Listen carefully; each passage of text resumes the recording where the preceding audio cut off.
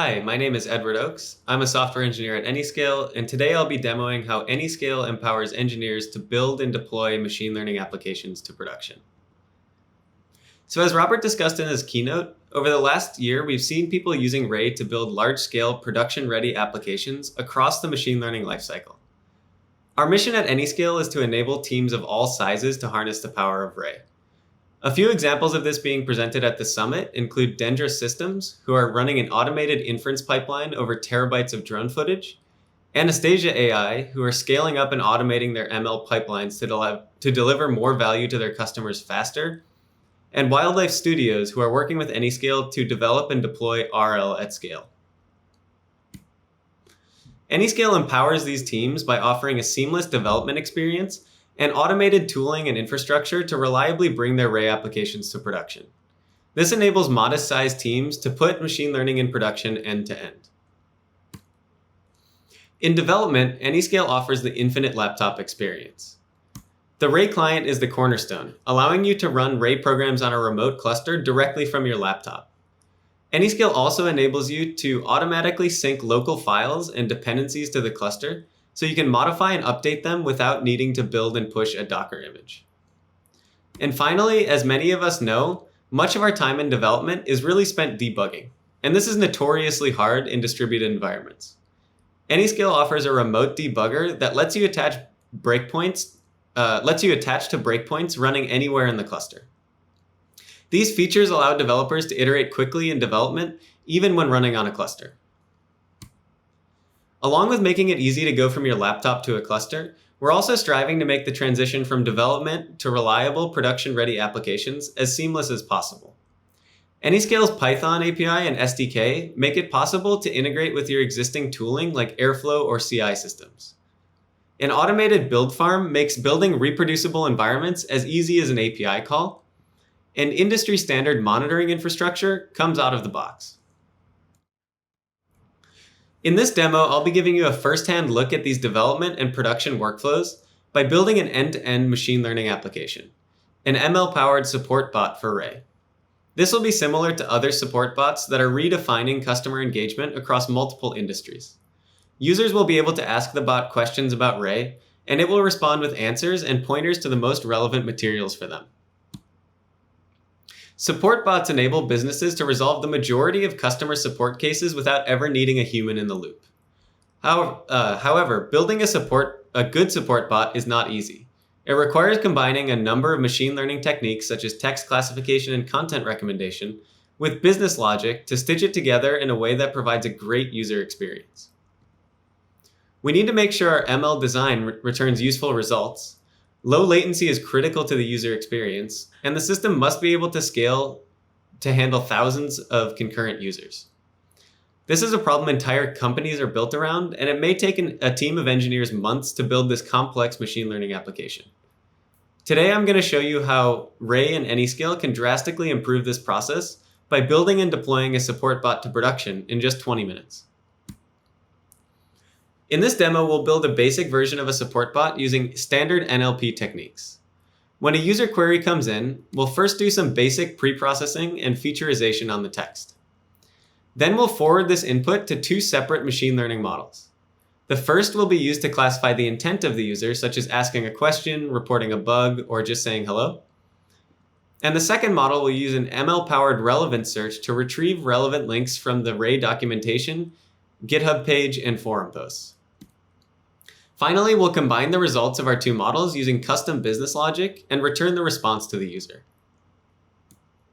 So this design may seem simple at first glance, but as Jan discussed in his keynote, training, building, deploying, and operating the bot is something that today would require stitching together a number of different systems, all of which have different APIs and require different expertise, from ML scientists to DevOps engineers. In this demo, I'll show you how Ray can be used as the universal compute layer for our application, and how Anyscale makes developing and deploying Ray applications simple. This improves both efficiency because we can leverage features like the Ray Object Store, and productivity because it enables ML scientists and engineers to own more of the application lifecycle. My first task in this demo will be to train one of the models, the intent classifier, by running and debugging a scalable training pipeline. Here you'll get to see the infinite laptop experience firsthand. I'll run code on the cloud directly from my laptop using the Ray client, be able to rapidly iterate using Anyscale's dependency syncing, and debug my program running on a cluster using the remote debugger. After training the model, I'll build a production-ready inference API for the support bot. We'll be able to develop and test the end-to-end service locally, and then deploy to production on Anyscale without any code changes. I'll then set up an automated workflow to deploy the application with zero downtime. So let's get started with the first step, training our classification model. We'll start by developing a scalable training pipeline. This will load labeled training data, pre-process it using Dask on Ray, then use RayTune and XGBoost on Ray to train the classifier. We'll first test out the pipeline locally to make sure it's working. Once we have it working, we'll scale up our pipeline to run on a cluster of machines on Anyscale. This is as simple as setting an environment variable, and running on the cluster will enable us to train the model thousands of times with different hyperparameters in parallel to train the best model in a fraction of the time that it would take to run locally. So let's dive in. So here I have open a terminal on my laptop where I'll be developing and running the training pipeline. Let's take a look at the code for the pipeline, which is in this train.py script. In the main function, we can see the core logic defining our pipeline. The first thing that we do is connect to Ray using this ray.client.connect call. Because we aren't passing any address, by default, this is just going to start Ray on my laptop and run the program there. The next thing that we do is load the data and preprocess it. Here we're calling this load and preprocess remote function, which is going to use Dask on Ray to do some basic preprocessing and feature engineering, and then it's going to put the result in the Ray shared memory object store so that we can efficiently access it during training. Finally, we call this tune model function, which is going to run a number of hyperparameter tuning trials in parallel, and use XGBoost on Ray to try to train the best intent classifier that we can. When I'm running locally, I'm just going to set num trials to 1 so that we can test it out. But of course, we want to scale this up and run many trials so that we can find the best possible model when we're running on Anyscale. So let's go ahead and run this locally to verify that it's working. Remember that because I didn't pass in any address, this is going to start Ray locally on my laptop. We see a log message from Ray indicating that. And now the pre-processing should be running using Dask on Ray. So we can see a summary of the output from Dask on Ray here, and it looks like our trial has started up. We're getting some log messages from XGBoost on Ray, and just like that, it looks like we were able to finish that one test trial and train a model locally. We should be able to improve this accuracy when we scale up and train many more models in parallel. So let's go ahead and run this on Anyscale so that we can scale it up. So note that inside of my train.py script, I'm using a number of third-party dependencies such as TextHero and Dask, as well as this local module that I have defined, which contains a lot of the core logic. So when running on a cluster, we need to make sure that both of these are present. Thankfully, Anyscale makes this really easy.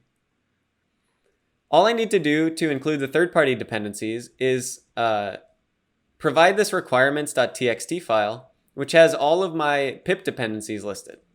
So here I'm just going to modify my connect call to say that the pip dependencies are in this local file, requirements.txt.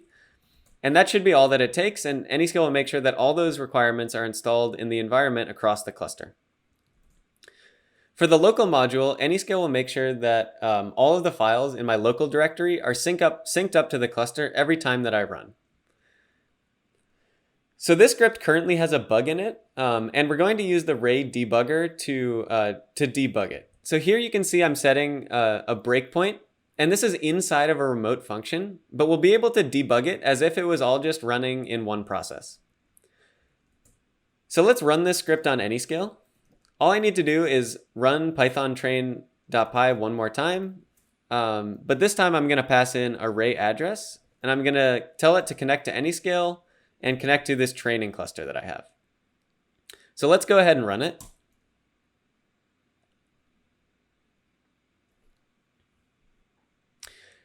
Here you can see that I get log messages from Anyscale now, telling me that it's syncing up all of my local files, and also that we're using a cached environment for those pip packages, so we don't need to wait for them to install. This allows us to iterate rapidly and run this repeatedly without having to wait for the full environment to install every time. So here, as expected, we got an error message that it failed to load the data, but it looks like our breakpoint was set, so we can go ahead and attach to that so we can debug it. Note that I could do this from my laptop, but I'm going to choose to do it from the Anyscale UI to show you the web terminal that we have. So here I just opened the link that was printed in my terminal, and you can see that I have another terminal here that's connected directly to the cluster so I can run commands on it. In this case, all we want to do is use the ray debug command to attach to that breakpoint that we set. So here I'm going to attach to the breakpoint that we have inside of our remote function. And you can see that we now have this breakpoint just after the exception occurred. So we can go ahead and rerun this load data from file that failed, and we should see it fail again. So let's take a look at the file path that it's trying to read from. Here we can see that this is an absolute path, and it looks suspiciously like it came from my laptop. If we take a look at what we have in the working directory, because Anyscale synced up all the files from my laptop to the cluster, we have the training data along with the other code like the local module. So all we need to do is actually just provide this relative path when we're loading the data. So let's go ahead and make the change to do that.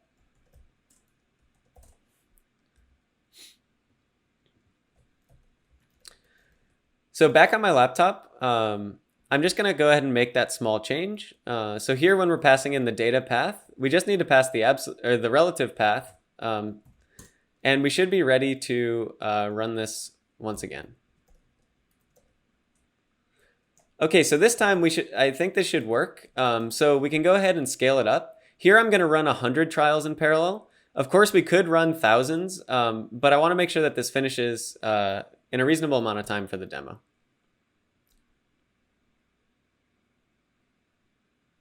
So once again, we're syncing up the local files and using that cached environment. So we've now connected up to the training cluster.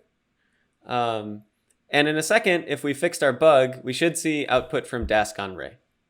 Okay, excellent. So it looks like the loading the data and pre-processing is working. And we see that some of our trials are beginning to run. So let's go ahead and see what's going on in the Anyscale UI. So here I'm looking at the jobs page, which shows us all of the jobs that we've run on Anyscale. You can see that we have a log of jobs we've run in the past, as well as the one that's currently running, and we can see that it's currently running here. We can take a look at the logs for the job, and these should be the same as the ones that are being streamed to my terminal.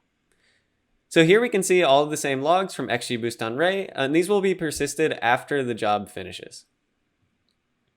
We can also click into the cluster that this is running on. And here we can see a summary of what's going on in the cluster. We can see that there are currently 155 CPUs being used, as well as a lot of object store memory. We can see a list of the jobs that ran specifically on this cluster, and we can even see all of the actors that are currently active on the cluster. We could take a look at logs from individual actors as well, which is useful for debugging. So let's take a look at the Ray dashboard.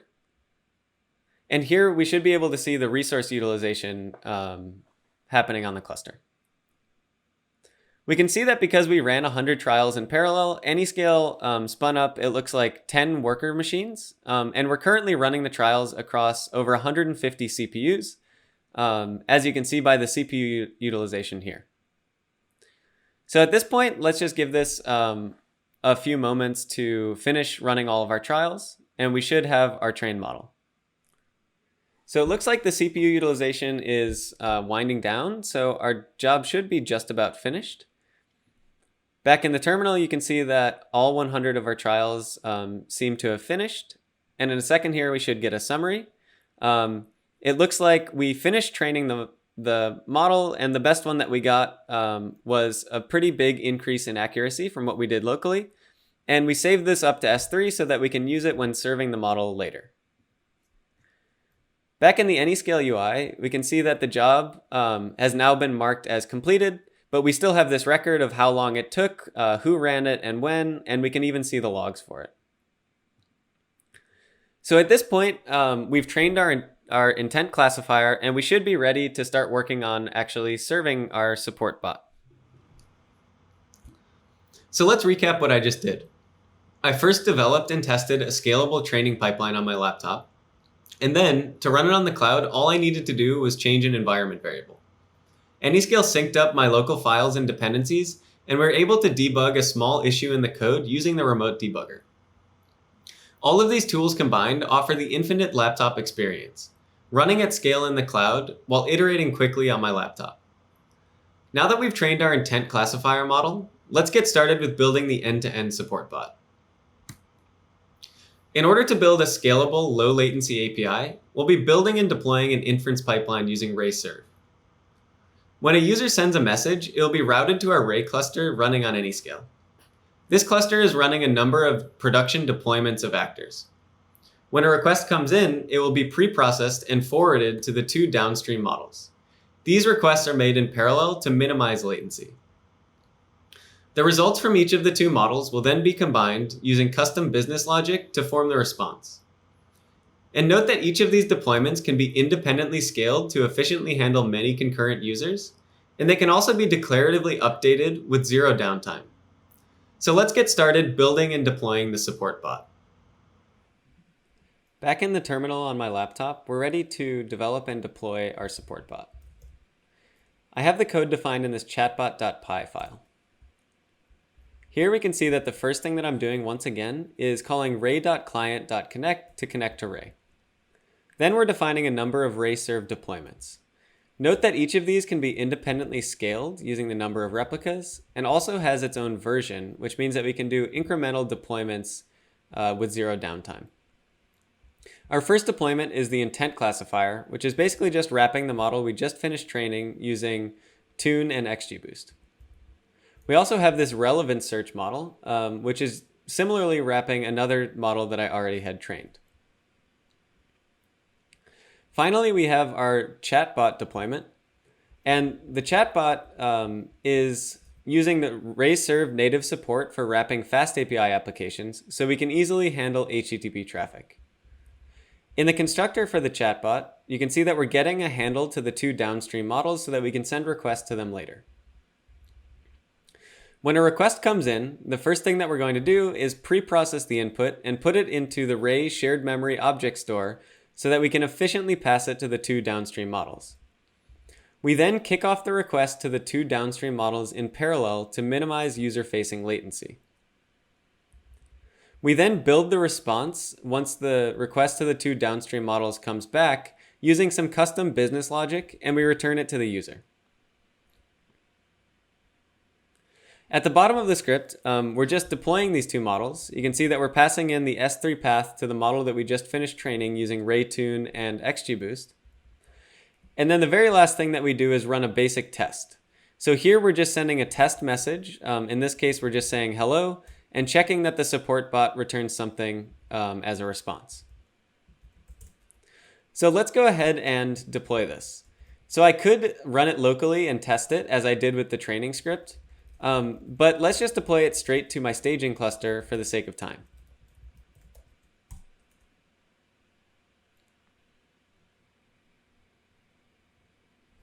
So we're connected to the staging cluster, and we're now getting a lot of log messages from Ray-serve telling us that it's starting the replicas that we requested, and it looks like our basic test succeeded.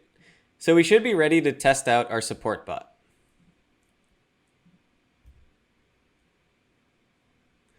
So here you can see that I have the regular Ray web page, but now we have this chat bubble on the bottom right. If I click into it, we get a friendly greeting message from our support bot. So let's greet it back. Hello, nice to meet you. In this case, the support bot correctly classified this as just a greeting and returned another greeting in response. But maybe the user wants to learn something more specific, like they want to learn how to train ML models on Ray. Here, the intent classifier correctly classified this as a question, and the relevant search returned Ray Tune as the most relevant place to look. So maybe the user is up and running with Ray Tune for a while, but then they run into an issue. So they report it and say, I've run into an issue with Tune. So here it looks like our support bot correctly classified that this might be a bug report, but the link that it's returning doesn't seem very helpful. This is just linking back to the introduction to Ray page. Really what we want here is for the bot to link to the Ray GitHub issues page so the user can report it. So let's go ahead and try to fix this bug in our support bot.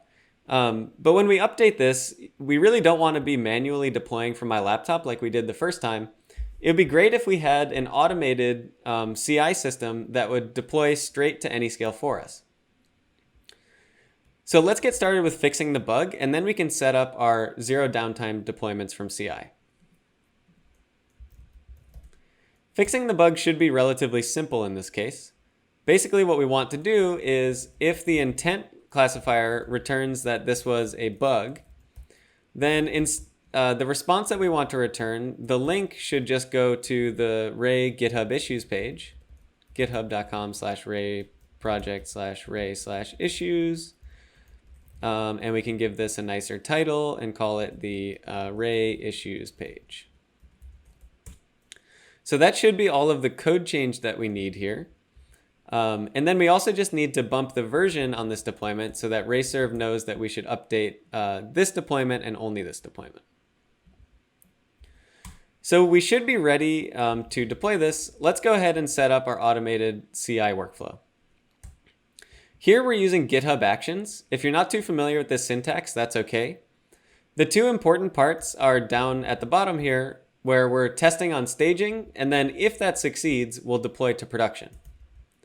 So all we need to do in order to test this on staging is exactly how we deployed from my laptop. So we're going to point it at the staging cluster and run this chatbot.py script, which will declaratively update, and then it'll run that basic test. If all of that passes, then we're going to deploy to production. So it's extremely easy to integrate with this existing tooling like GitHub Actions, and we should be good to go here. So let's go ahead and commit my changes. We can call this something like fix the small bug.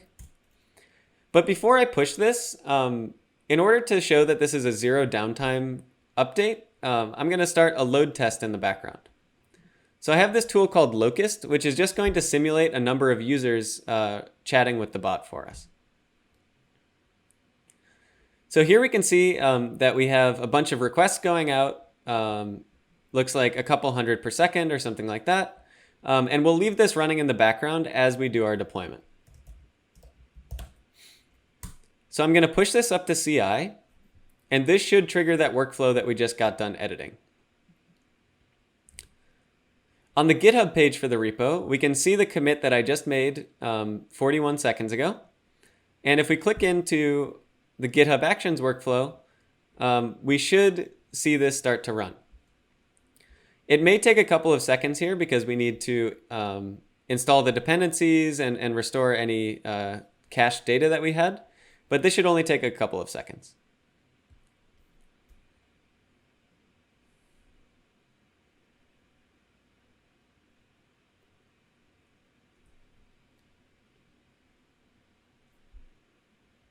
So it looks like our dependencies have finished installing, and we're now running our chatbot script against staging.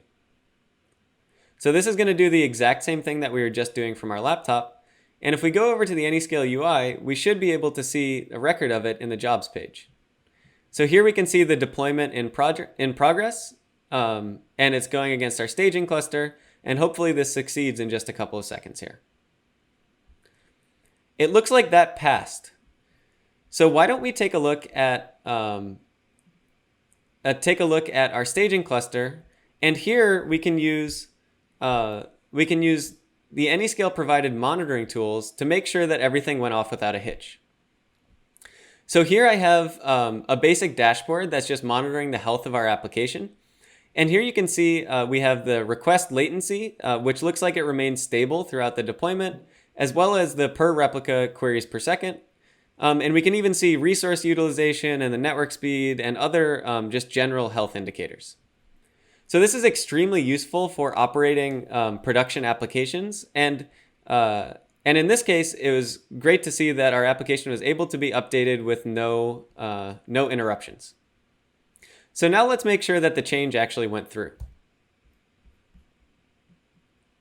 So here I'm chatting with the bot again, and I say I've run into an issue with tune, just like before. And we get another similar message saying that this is probably a bug report, but this time we linked out to the Ray issues page. So it looks like our bug has been solved, and we were able to update our deployment with zero downtime. So to recap, I was once again able to build and test my application locally, and then deploy to Anyscale without any code changes.